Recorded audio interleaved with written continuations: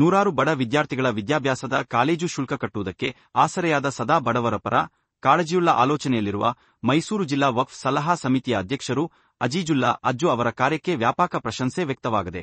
ಮೈಸೂರು ಜಿಲ್ಲಾ ವಕ್ಫ್ ಬೋರ್ಡ್ ವತಿಯಿಂದ ಸಮುದಾಯದ ಮಕ್ಕಳ ಶೈಕ್ಷಣಿಕ ವಿದ್ಯಾಭ್ಯಾಸದ ಕಾಲೇಜು ಶುಲ್ಕವನ್ನು ಭರಿಸುವುದಕ್ಕೆ ಜಿಲ್ಲಾ ವಕ್ಫ್ ಬೋರ್ಡಿಗೆ ಸಂಬಂಧಪಟ್ಟ ದಾಖಲೆಗಳನ್ನು ಅರ್ಜಿಯೊಂದಿಗೆ ಸಲ್ಲಿಸಿದ ತಕ್ಷಣದಿಂದಲೇ ಸ್ಪಂದಿಸುವ ಕಾರ್ಯಕ್ಕೆ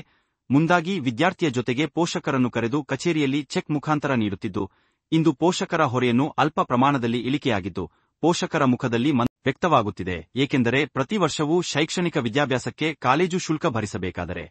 ಬಡ ವಿದ್ಯಾರ್ಥಿಯ ಪೋಷಕರುಗಳು ಪರದಾಡುವಂತಹ ಸ್ಥಿತಿಗಳು ನಿರ್ಮಾಣವಾಗುತ್ತಿದ್ದು,